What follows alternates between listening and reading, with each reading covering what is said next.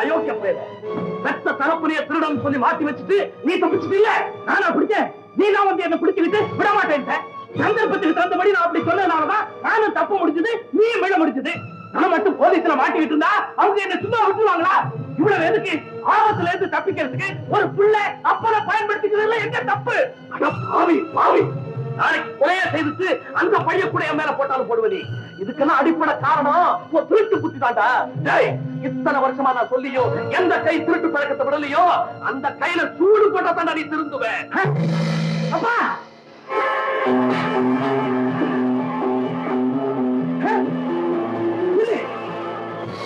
நீ சூடு போட்டுக்க, அப்புறம் எனக்கு போடு. என்ன நான் சூடு போட்டுக்கிறேன்? எதுக்கா?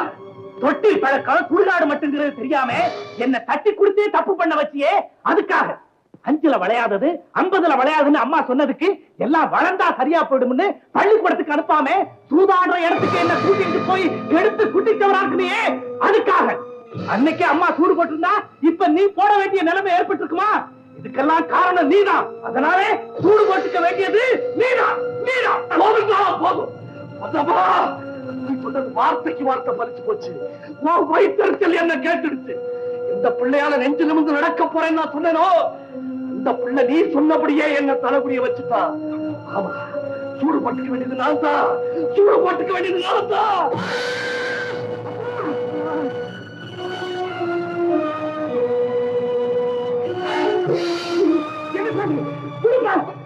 உங்க சேர்ந்து சூடு வாங்காம தப்பிச்சுக்கிறதுக்காக சும்மா அப்படி சொன்னேன். நிஜமாவே இப்படி செய்திருக்கேப்பா. என்ன பாரு போப்பா. சொல்லால என் உள்ளத்தை சுட்டதுக்கு அப்புறம் இந்த இரும்பு சூடு என் உடம்ப என்னடா செய்யும்? உனக்கு ஒண்ணுமே தெரியாது. இதுவரைக்கும் தெரியாம தாப்பா வாழ்ந்துகிட்டு இருந்தேன். ஆனா இப்ப தெரிஞ்சுக்கிட்டேன். தெரிஞ்சுக்கப்பா, நீங்க தெரிஞ்சுது. நம்ம 2 பேருமா சேர்ந்து உங்க அம்மாவை தேடி கண்டுபிடிச்சு நீ போலீஸ்ல மாட்டிக்காம இருக்கிறதுக்காக இந்த ஊரை விட்டு வேற எங்கேயாவது போய் ஒன்னா சேர்ந்து வாழலாம்ப்பா. அப்படின்னா எனக்கு ஒரு உதவி செய்யா? என்ன செய்ய சொல்லு. திருப்பு இல்லாம இருக்கிற என் வாழ்க்கையில ஒரு திருப்பு முனை தேவை. நீ என்ன சொல்ற? விளக்கமா சொல்லுப்பா. இப்ப வேணாப்பா, இப்ப வேணாம், நான் அப்புறம் சொல்றேன். பரவாயில்ல சொல்லு. எனக்கு ஒரு கல்யாணத்தை செஞ்சு வச்சிரு. அதுல இருந்து நான் திருத்தறதுக்கு ஒரு வழி ஏற்படும்.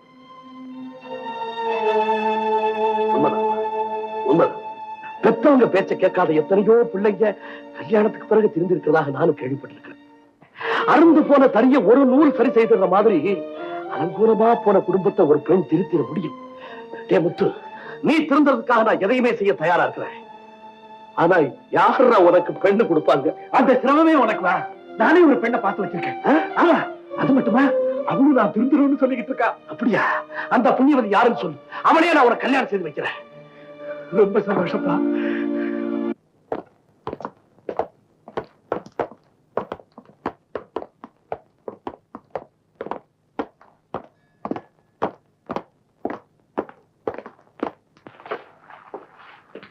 சந்திரா, இவர்தான் எங்க அப்பா.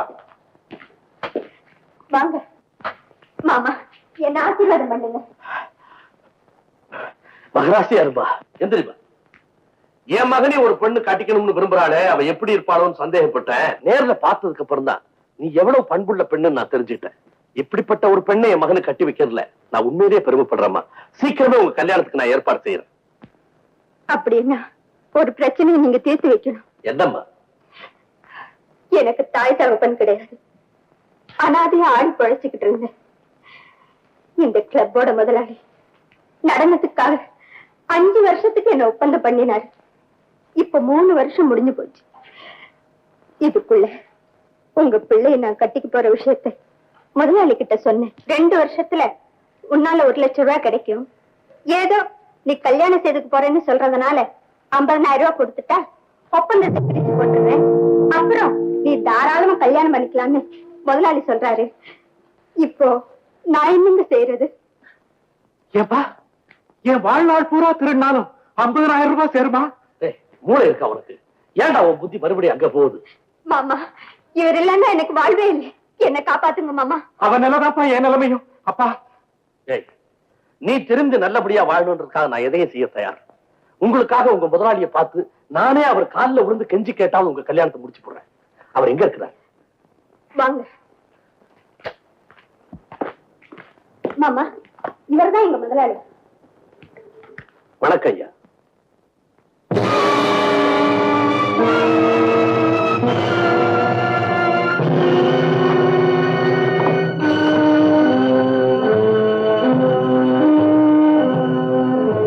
நீ ஏன் இங்க வந்த?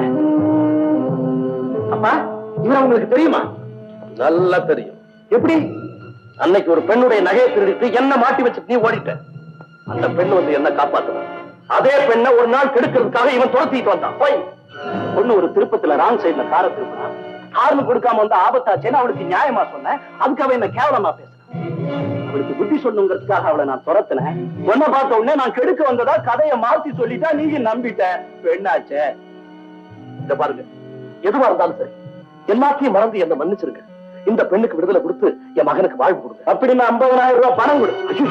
50,000 ரூபாய் பணத்துக்கு இந்த ஏழை எங்க போவேன்? அதுக்கு பதிலா அப்பன மகனும் ஆயுள் காணப்புறம் உங்களுக்கு அடிமைகளா வேலை செய்யும். தயவு செய்து எங்களை கைவிட்டுறேன். உங்க கால பிடிச்சு கேட்கறது இல்ல. ஒண்ணு செய். என்ன செய்ய சொல்லுங்க. அன்னைக்கு நீ என்ன அடிச்சப்ப என் மானம் போனதை பார்த்து எந்த பொண்ணு சிரிச்சாலோ அதே பொண்ணை இங்க கொண்டு வந்து நிறுத்தணும். அதே பொண்ணு முன்னால நீ என் காலில் விழுந்து மன்னிப்பு கேட்கணும்.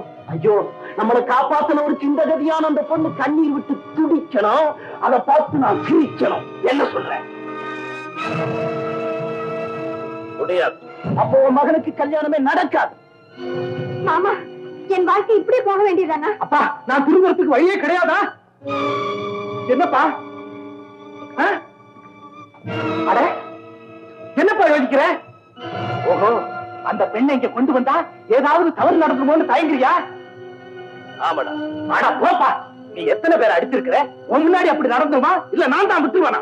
ஷாபாஷ் முத்து, இந்த காரியம் மட்டும் நடந்துட்டா நானே என் சொந்த செலவுல உனக்கு கல்யாணம் செய்து வைக்கவும் தயாரா இருக்கேன். அப்புறம் என்னப்பா யோசனை? அருமையான சந்தர்ப்பம். சரின்னு சொல்லுப்பா, சரின்னு சொல்லு. முடியாது, முடியாது, முடியாது. முதலாளி, நான் போய் அந்த பொண்ணை கொண்டு வரேன். அதுக்கு நீ 1000 செலவுக்கு நானே கொண்டு வர முடியும். எனக்கு தேவை அந்த பொண்ணு இல்ல. அவன் முன்னாடி உங்க அப்பா என் காலில் விழுந்து மன்னிப்பு கேட்கணும். அதுதான் முக்கியம். இல்ல 50,000 ரூபாய் பணம் கொடு. அவ்வளவுதானே? 50,000 ரூபாயை கொள்ளை எடுத்து கொண்டு வரேன்.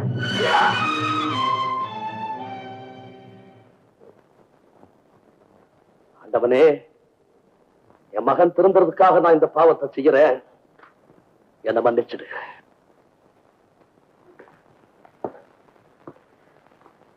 அந்த பெண்ணை நான் கொண்டு வர்றேன். அதுகிட்ட ஏதாவது தவறா நடந்துகிட்ட உன்னை நான் அடிக்க மாட்டேன், அழிச்சிடுவேன். ஏதாவது உதவி தேவையா? நான் கூப்பிட்டால இந்த பெண் வந்துடும். ஒருவேளை உன் மேல சந்தேகப்பட்டு அந்த பொண்ணு வரமாட்டேன்னு சொல்லிருச்சுன்னா என் கல்யாணம் நின்று போயிடுமே. அதனால யாருக்கும் தெரியாம அந்த பொண்ணை தூக்கிட்டு வந்துரு. இங்க வந்ததுக்கு அப்புறம் அம்மா அம்மா என் பையன் திருந்தறதுக்காகத்தான் அப்படி செஞ்சேன்னு சொன்னீங்கன்னா உன்னை தப்பா நினைக்காது. எப்படி? அப்படியே செய்யறேன். தப்பி தவறி மாட்டிக்கிட்டீங்கன்னா உன்னை காட்டி கொடுக்க மாட்டேன். கவலைப்படாது.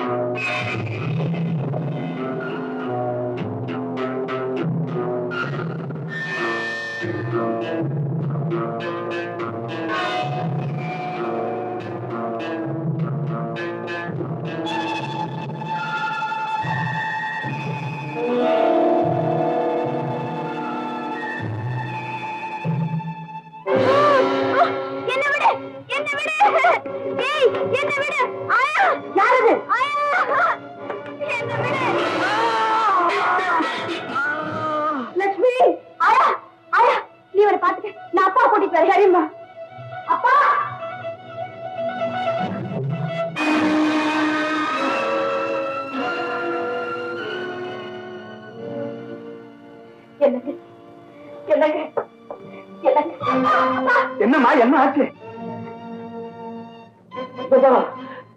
ஐயோ,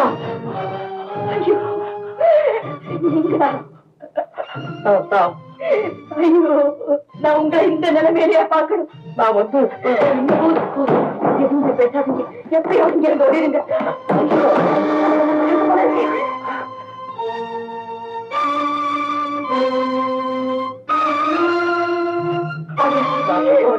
இங்க ஒரு நிமிஷம் கூட நிக்காதீங்க. கேட்கிறேன். நான் சொல்றேன் தெரியாம நீ போய். பொன்னம்மா. ஆயா பொன்னம்மா. ஆயா பொன்னம்மா. ஆயா கதவு திற. பொன்னம்மா. ஆயா பொன்னம்மா.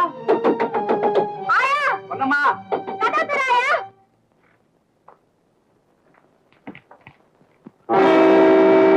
ஆயா எங்க வர? மயக்கம் தெளிஞ்சு எழுந்திருச்சு நீங்க வர்ற சத்தத்தை கேட்டு அந்த ஆளு கதவை தாப்பா போட்டுது. நான் தடுத்தேன், என்னை தள்ளி விட்டுட்டு தப்பிச்சிட்டுது.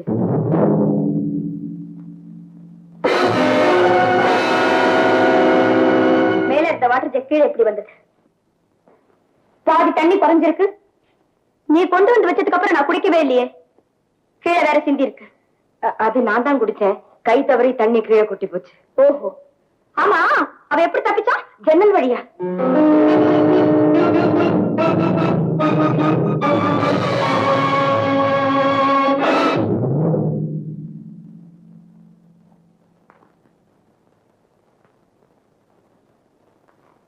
நான் போகும்போது ஜன்னல் திறந்திருந்தது, இப்ப மூடி இருக்கு. இந்த நிலைமையில உன்னுடைய உதவி இல்லாம அவன் எப்படி தப்பிச்சிருக்க முடியும்? என் மேலே சந்தேகப்படுறேன். ஆமா, அப்படின்னா மயக்கம் வர்ற அளவுக்கு அந்த ஆளை நான் அடிச்சிருப்பேன். இருக்க அடையாளம் தெரியாம அடிச்சுட்டேன். வெளிச்சம் போட்டதும் வேண்டியவன் தெரிஞ்சு தப்பிக்க வச்சுட்டு அந்த பதட்டத்துல உன்னை அறியாம ஜன்னல் மூடி கொக்கி போட்டு. உண்மையை சொல்லிடு, உனக்கு அவனுக்கு என்ன வரும்? ஐயா, என்னைய பேசாம இருக்கீங்க? பொன்னம்மா, லட்சுமி கேட்கறதுலயும் நியாயம் இருக்கு. நீதான் உள்ளத சொல்ல. நடந்தது தவிர வேற என்ன நான் சொல்ல முடியும்? இல்ல, என்கிட்ட நீ எதையா மறைக்கிற? சொல்லு. ஐயா, இன்ஸ்பெக்டர் வந்திருக்காரு. இந்த நேரத்திலயா?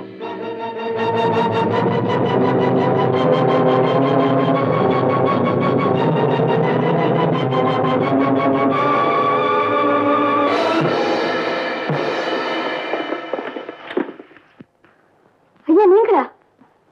லட்சுமி, இவர் உனக்கு தெரியுமா? நல்லா தெரியும். நான் ஏற்கனவே சொல்லல, எனக்கு ஒருத்தர் உதவி செஞ்சாருன்னு. இவர்தான். ஆமா, இவர் எதுக்கு இங்க கொண்டு வந்தீங்க? நான் ஒரு ரைடுக்கு போயிட்டு திரும்பி வந்துகிட்டு இருந்தேன். அப்ப இந்த ஆளு உங்க பங்களா காம்பவுண்ட தாண்டி வெளியில குதிக்கிறத பார்த்து சந்தேகப்பட்டு பிடிச்சேன். யாருன்னு கேட்டதுக்கு பேரு சுந்தரம், இந்த வீட்டுலதான் தன்னுடைய மனைவி வேலை செய்யறாங்க, அவங்க பார்த்து போறதுக்காக வந்தேன்னு சொன்னாரு. அது உண்மையான்னு தெரிஞ்சுக்கிறதுக்காக அவரை இங்க கொண்டு வந்தேன். அப்போ கொஞ்ச நேரத்துக்கு முன்னாடி வந்தது நீங்க தானா? பாத்தீங்களாப்பா, ஆயா எதையோ மறைக்குது. நான் சொல்றது சரியா போச்சு. புருஷன் அதனாலதான் தந்திரமா தப்பிக்க வச்சுட்டு. ஆயா, ஆயா, ஏன் அங்கே நிக்கிறேன்? புருஷன் மாட்டிக்கிட்டாரு, குட்டு விளையாடுச்சு பயந்து மறைஞ்சு நிக்கிறியா? வாங்க வந்து சொல்லு. வா.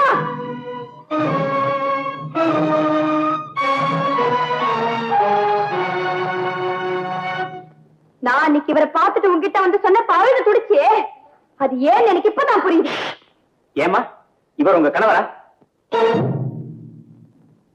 சொல்லு பொன்னம்மா, அவன் புருஷன் தானே. ஏன் பொன்னம்மா பேச மாட்டேங்கிற? என்ன சொல்லணுமோ அதை தைரியமா சொல்ல. எப்படிப்பா சொல்றது? இவ்வளவு பெரிய தவறு செஞ்சுட்டு.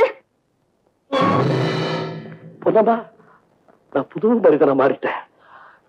பொன்னம்மா, அன்னைக்கு உன் பிள்ளைக்கு சூடு போட போனதை தடுத்த குற்றத்துக்காக எனக்கு நானே போட்டுக்கிட்ட சூடு. இது எனக்கு மட்டும் இல்ல, பெத்த பிள்ளைகளை சரியா வளர்க்க தெரியாத பொறுப்பு இல்லாத ஒவ்வொரு தகப்பனுக்கு நான் போட்ட சூடு. பொன்னம்மா, நான் திரும்பிட்ட பொன்னம்மா. நீ எங்க இருந்தாலும் உன்னை தேடி கண்டுபிடிச்சு உன் காலில் விழுந்து மன்னிப்பு கேட்டுக்கிட்டு மறுபடியும் உன் கூட சேர்ந்து வாழணும் துடிச்சுக்கிட்டு இருந்தேன். ஆனா விதி என்ன சோதிச்சிருச்சு. அதுக்குள்ள இங்க வந்த விவரத்தை சொல்றதுக்குள்ள நீ என்ன பிடிச்சு தள்ளி வெளியே போகணும். சொல்லு பொன்னம்மா, நான் புடிச்சிருந்தாலும் சொல்லு பொன்னம்மா, சொல்லு பொன்னம்மா, நான் புடிச்சிருந்தாலும் சொல்லு பொன்னம்மா. நீங்க சும்மா இருக்கு. என்னம்மா நான் கேட்கிறேன், பேசாம இருக்கீங்க? சொல்லுங்க, இவர் உங்க கணவரா? மறுபடியும் கேட்கிறேன், இவர் உங்க கணவரா? இல்ல.